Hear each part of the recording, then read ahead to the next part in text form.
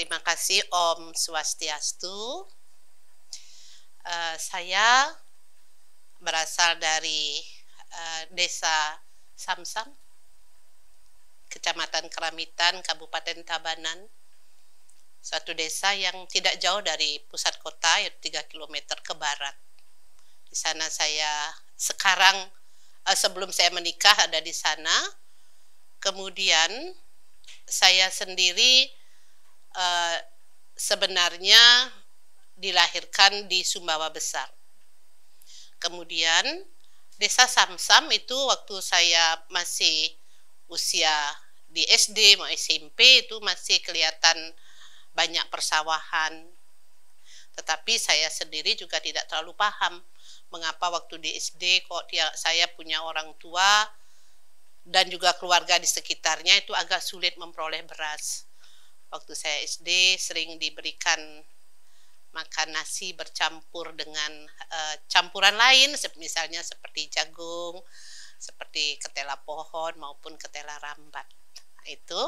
Kemudian saya menikah dengan seorang laki-laki yang berasal dari Kubu Tambahan, Desa Pakisan tepatnya, Kabupaten Buleleng, pada tanggal 7 Juli 1984. Menikah dengan yang bersangkutan, kemudian dengan suami saya, kami memperoleh atau memiliki 3 orang anak. Anak saya yang pertama yang lahir tanggal 13 Oktober 1985, tapi sayang dia tidak sempat menghirup udara di dunia ini. Dia berpulang atau meninggal pada saat proses kelahiran. Anak saya laki-laki. Kemudian anak saya yang kedua itu juga laki-laki. Saya beri nama Gede Aditra Pradnyana. Kenapa Gede? Kenapa tidak Kadek? Itu yang sering dipertanyakan. Karena tradisi di keluarga suami, kalau kelahiran tidak sempat menangis atau masih membawa pusar atau plasenta, itu dianggap seperti abortus, tidak diberikan nama. Kemudian anak ketiga saya, seorang perempuan, saya berikan nama Made Amanda Dewanti, yang lahir bulan Juni, 7 Juni tepatnya tahun 1991. Nah, kedua anak saya sekarang sudah berumah tangga. Dari mereka saya memperoleh suatu kebahagiaan karena mereka segera memberikan saya cucu, Gede Aditra. Dari Gede Aditra saya mendapatkan cucu perempuan yang sekarang berumur 5 tahun lebih 2 bulan. Sedangkan dari Made Amanda saya memperoleh cucu laki-laki yang pada bulan Desember yang akan datang ini genap berusia 4 tahun. Itu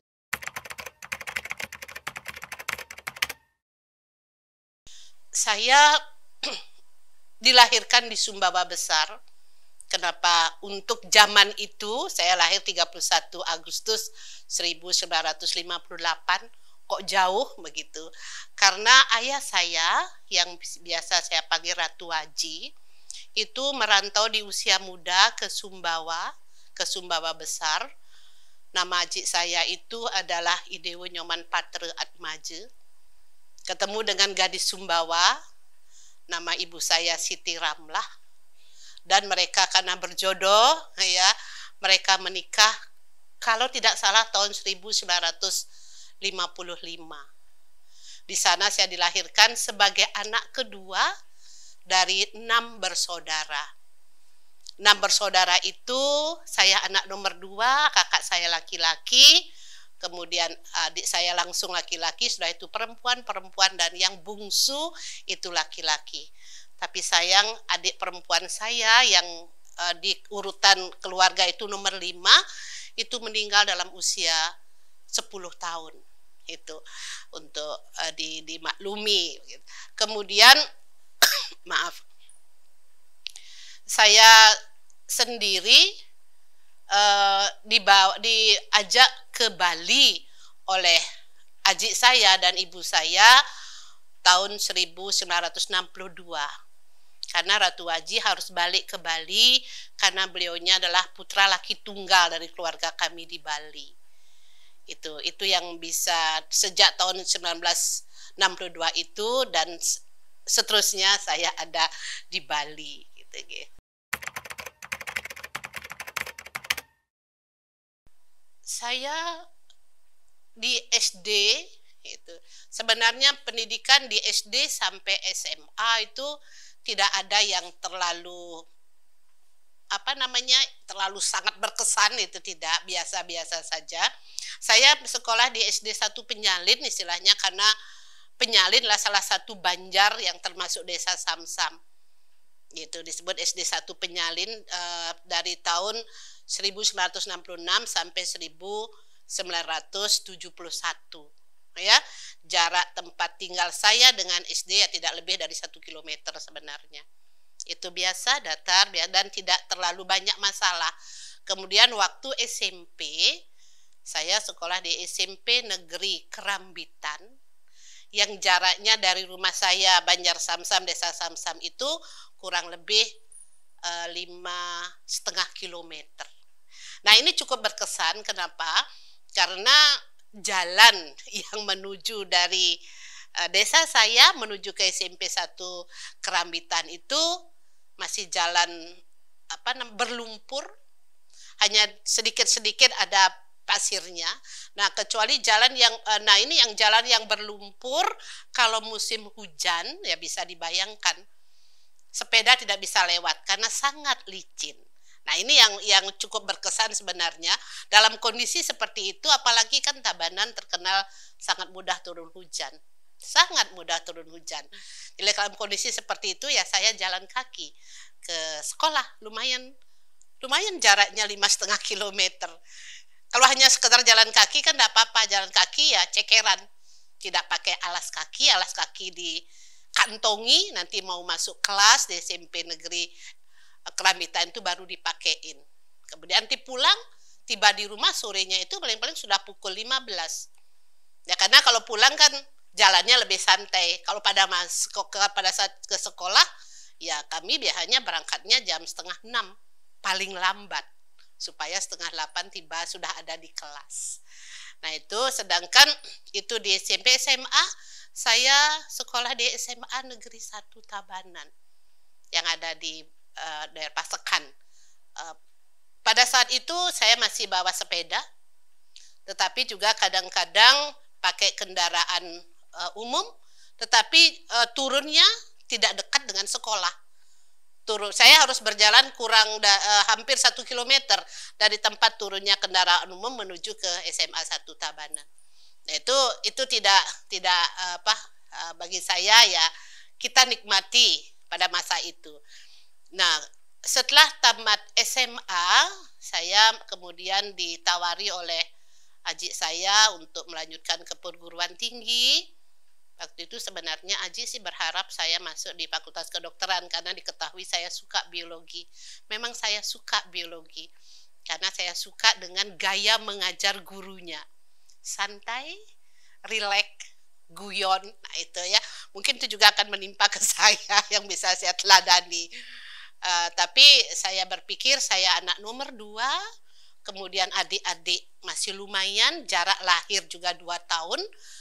Pada masa itu kedokteran itu paling cepat saya dengar lulusnya bisa 7 tahun, bisa dibayangkan. Ada suatu ketika nanti adik saya dan ibu saya itu bisa menyekolahkan 3 orang, bahkan 4 orang di perguruan tinggi kalau tidak lancar kan begitu. Akhirnya saya menyampaikan bahwa dari kecil memang saya ingin menjadi guru. Saya membaca DRA, Dokter Anda, kok nampaknya keren gitu ya.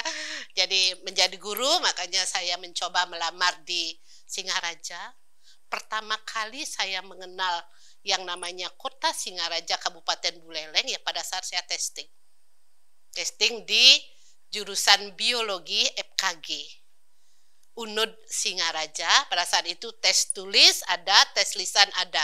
Tetapi tes umumnya itu dilakukan di Udayana.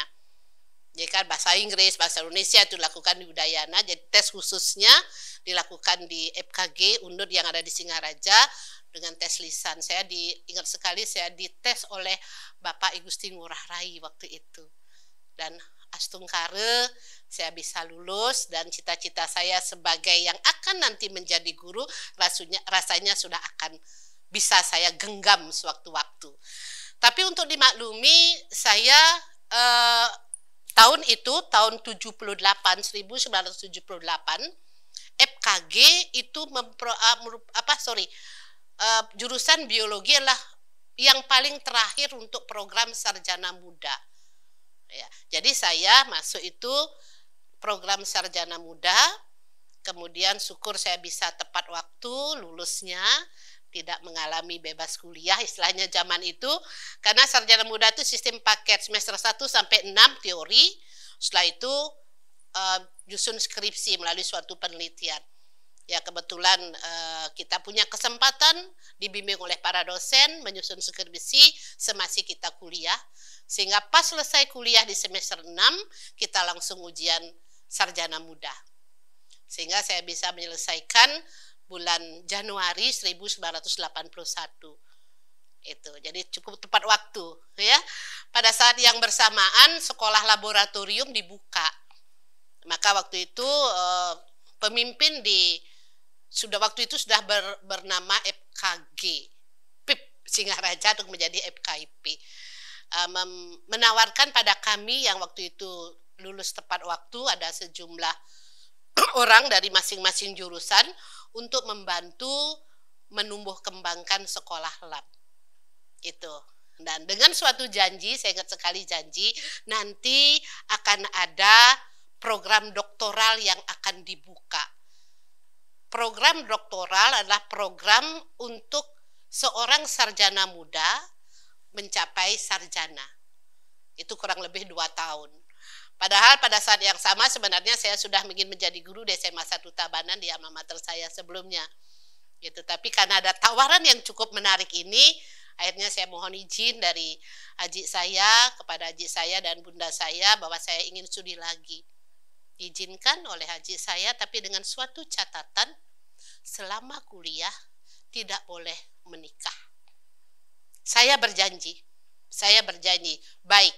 Ya, kemudian ada bukaan di UNUD waktu itu menerima tenaga teknik non-asisten laboratorium.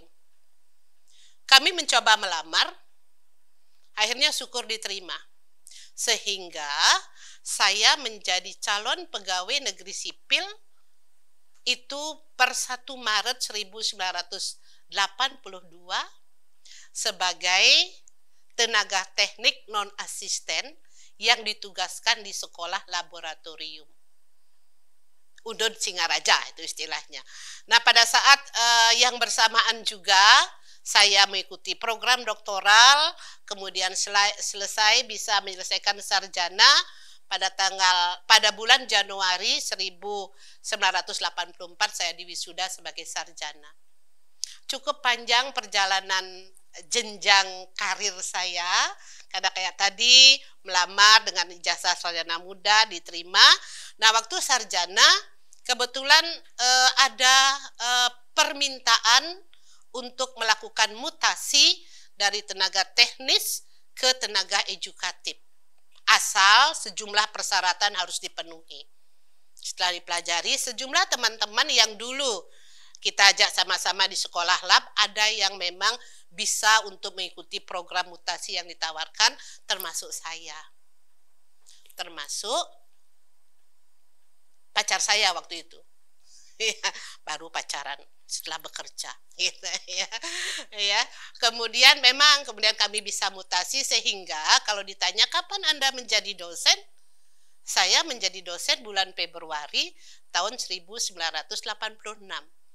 Saya menjadi pegawai negeri 1 Maret 1982. Panjang perjalanannya. Nah, setelah itu saya menjadi dosen, tapi tetap juga membantu di sekolah lab. Karena sekolah lab tidak bisa dilepas begitu saja, sedang merekrut juga tenaga-tenaga dari luar. Waktu itu perekrutan di sekolah lab itu cukup ketat. Dicari pasti yang terbaik dari lulusan di sini. Dari apakah kemudian bernama FKIP UNUD, apakah kemudian bernama STKIP, kemudian menjadi IKIP gitu. Itu. Nah, di jenjang saya sendiri setelah saya menjadi dosen tahun 1995 saya diberikan kesempatan untuk lanjut studi ke S2. Saya ngambil S2 di Unair dengan ngambil bidang ilmu kedokteran dasar. Karena di jurusan biologi saya mengajar anatomi fisiologi manusia. Pada saat itu ada seperti kalau tidak mau mengatakan harus gitu, diharapkan dosen LPTK itu mengambil S2 di Murni untuk memperdalam konten. Karena itu dosen-dosen yang seangkatan dengan saya itu kalau tidak ke ITB, kemudian ke UGM, ke UNER itu tidak ada yang nyari ke IKIP Malang, itu tidak ada. Itu karena memang itu sarannya. Nah, saya bisa selesai tahun 98, tepat waktu juga, walaupun bersaing dengan dokter-dokter ya kita juga tidak boleh kalah. Pas di pagelaran itu yang lakukan kalau tidak salah bulan November itu memang ya maaf agak sombong sedikit jadinya, saya yang terbaik mengalahkan sejumlah dokter yang saya ajak yudisium pada saat itu. Gitu. Dokter-dokter yang biasanya memincingkan mata ke saya menjadi terbuka mungkin matanya sekarang. Gaya banget ya.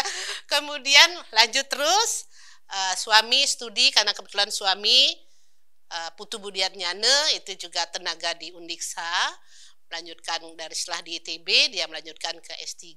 Saya harus menunggu bertumbuh dan berkembangnya Gede Aditra dan Made Amanda.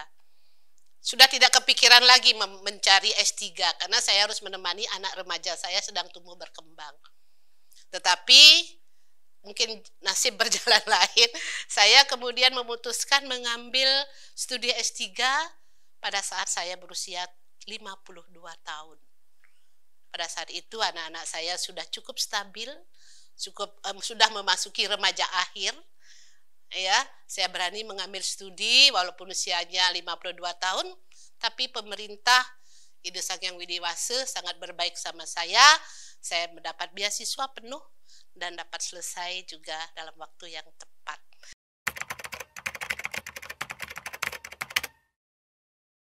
Saya hanya meninjau dari pendidikan saja, ya kalau yang aspek kehidupan lain itu banyak yang berkesan.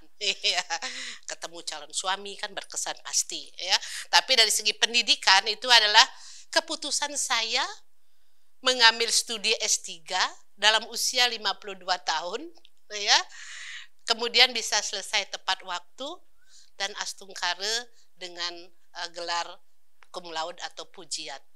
Itu yang saya jadikan, waduh, berarti saya tidak terlalu salah mengambil, bahkan berkesan sekali. Dalam usia segitu tuh anak-anak muda sekarang kan sudah pada profesor mungkin, saya baru S3 mulai. Nah itu yang paling berkesan. Oke, terima kasih.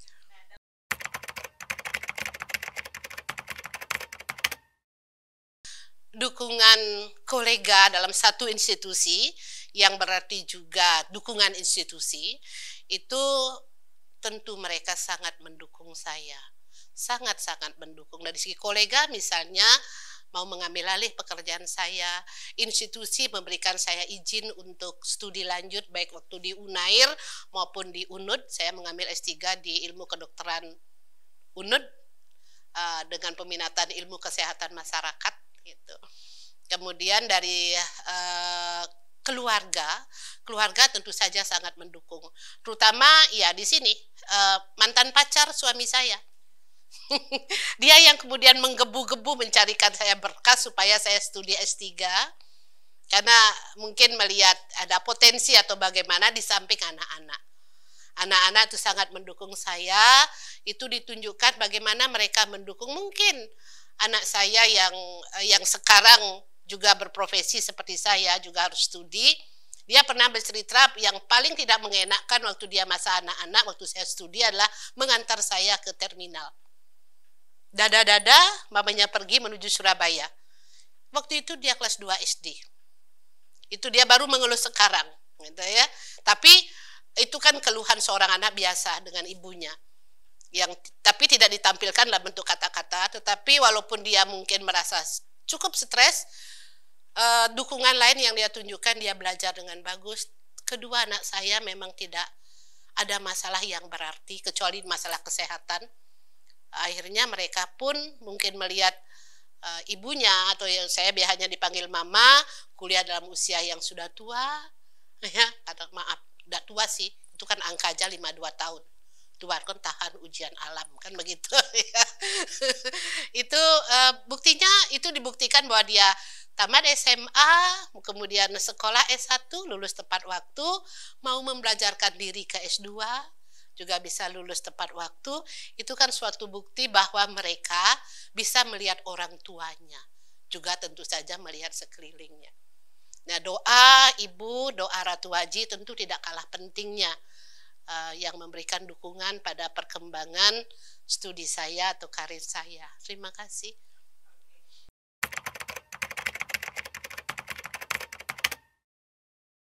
Peran ibu selaku orang tua yang mungkin sekarang saya teladani dari ibu saya. Ibu saya adalah orang Muslim, tetapi sekarang beliaunya sudah almarhumah, meninggal tahun 2022, bulan Januari yang lalu. Sangat memberikan teladan, demikian juga Ratu Haji, itu memberikan bahwa sebagai seorang perempuan, kita memang harus tidak boleh menyerah, gitu. Itu beliaunya tunjukkan, beliaunya tidak pernah membedakan bahwa ini anak saya perempuan cuma tamat di sini, itu tidak. Semua di-push, didorong untuk maju sesuai dengan kemampuan masing-masing, begitu ya. Nah, kita tahu pendidikan adalah suatu kebutuhan bagi saya. Pendidikan itu suatu kebutuhan. Pasti juga pada yang lain begitu, ya. Saya kebetulan di UNIKSA pernah menjadi sekretaris pusat studi perempuan. Itu menguatkan lagi perempuan itu memang tidak boleh dinomorduakan sampai kemudian ada pengaruh utamaan gender dan lain sebagainya, itu sebenarnya tidak boleh ada, gitu. Nah, dengan sebagai seorang ibu, sebagai seorang guru dan dosen, sebagai seorang anggota masyarakat, saya ingin memberikan contoh pada mereka, tidak hanya di omongan, juga di suatu tindakan, bahwa kita tidak boleh berhenti dalam belajar. Belajarlah terus. Maka ini juga yang memotivasi saya, kenapa dalam kondisi yang, dalam usia sekian itu saya berani ngambil S3.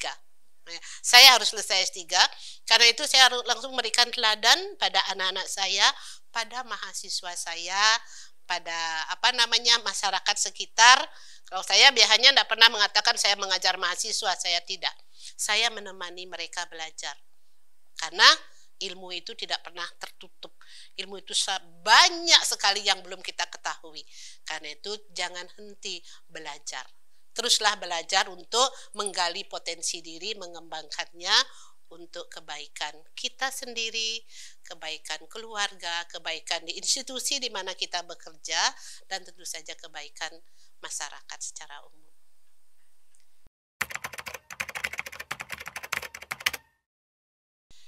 Saya sederhana saja berpikir, sebagai seorang guru besar, di waktu mengabdinya tidak lebih dari 5 tahun yang akan datang, kalau saya dikasih umur panjang sama yang di atas, Sang Hyang Widi, saya melakukan swadharma saya sebagai seorang dosen, yaitu melaksanakan tridharma perguruan tinggi dengan tentunya harusnya dengan lebih baik.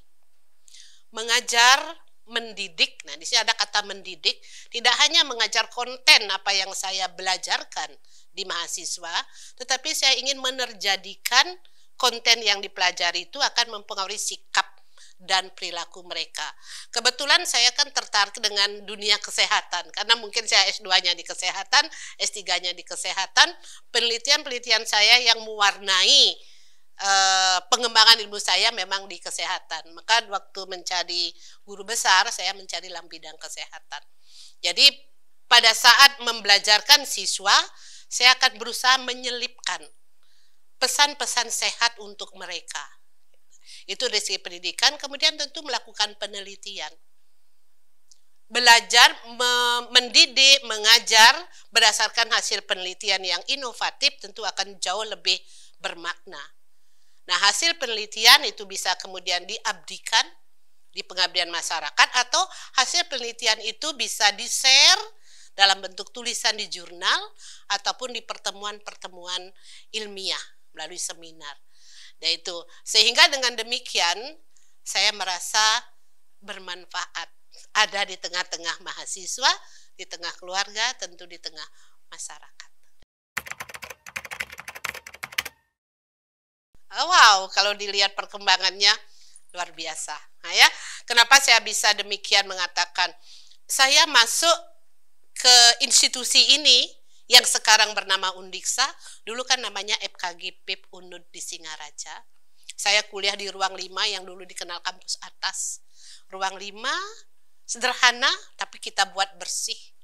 Kemudian sekolah, kemudian ini menjadi setelah FKG PIP menjadi FKIP, tetap namanya Udayana. Setelah itu berdiri sendiri STKIP. Ya, saya sudah menjadi dosen. Waktu STKIP saya pas studi di Erlangga. Ingat sekali orang Erlangga bertanya, ini sekolah negeri apa swasta ini STKIP? Gitu. Memperkenalkan STKIP yang mantan bergabung dengan UNUD menjadi negeri itu cukup sulit. Karena kesan masyarakat kalau STKIP itu biasanya swasta, kan begitu. Akhirnya menjadi IKIP, saya juga tetap sudah menjadi dosen di sini. Apa yang saya perhatikan? Apa yang bisa saya amati dan saya nikmati sebagai seorang dosen? Yang jelas Undiksa sudah bisa meningkatkan mutu. Ya, mutu, namanya mutu ya dalam semua aspek perkembangan Undiksa. Itu saya perhatikan dari kualitas SDM, sarana prasarana, pelayanan gitu ya. Itu sudah bagi saya sangat-sangat maju sekali sehingga Undiksa bisa dikenal lebih luas lagi, baik di tingkat nasional maupun di tingkat internasional. Itu memang tidak pernah lepas dari program-program yang dibuat oleh pimpinan Undiksa atau pimpinan sebelum bernama Undiksa, ya, yang kemudian bisa terrealisasi dan menjadikan Undiksa seperti saat ini.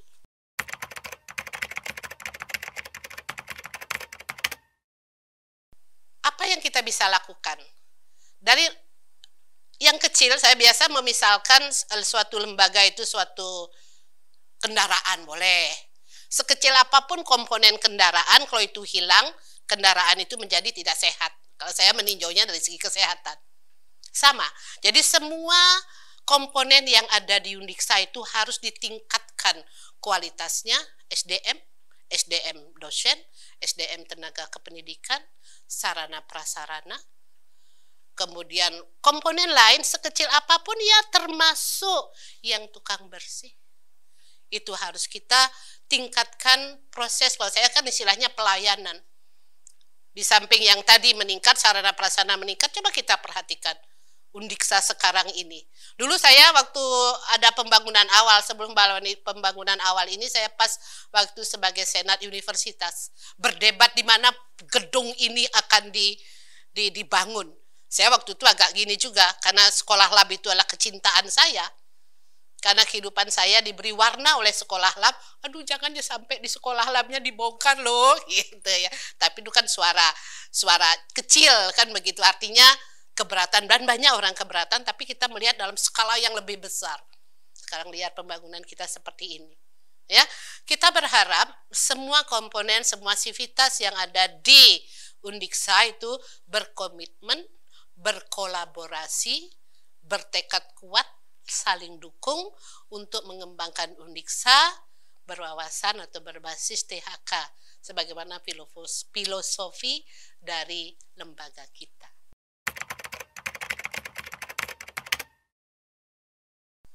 Ya, baik, terima kasih pada kesempatan ini saya menghaturkan puji syukur dulu kehadapan Ide Sang Hyang Widi Wase, Tuhan Yang Maha Esa, karena saya diberikan kesempatan sampai di usia ini mengabdi di Undiksa, kemudian mengaturkan banyak terima kasih yang tidak terhingga kepada yang terhormat maupun yang saya hormati, rektor yang dulu mantan rektor, kemudian WR, wakil rektor maksud saya, kemudian dekan, sampai ke jenjang korprodi, baik itu yang ada di fakultas saya maupun ada di fakultas lain, karena kita adalah suatu rumah besar yang harus kita saling dukung satu dengan yang lain, kepada tenaga kependidikan, kepada mahasiswa, apapun itu, seorang dosen itu akan bisa berkembang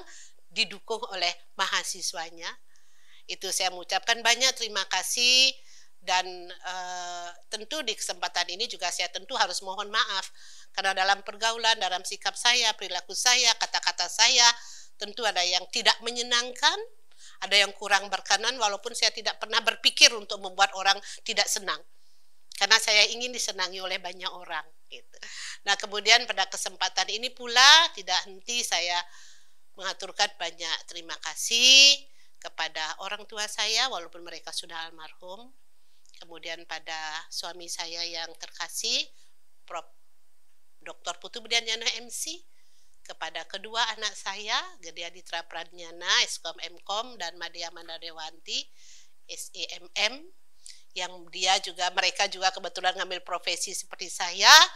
Kemudian keluarga saya, menantu, cucu-cucu kecil saya yang sangat mewarnai kehidupan saya, sebagaimanapun lelahnya kalau melihat mereka tertawa, tersenyum, ataupun toh juga menangis, membuat saya merasa terhibur. Terima kasih kepada semua pihak yang sudah membantu, yang tentu tidak bisa saya sebutkan satu persatu di kesempatan ini.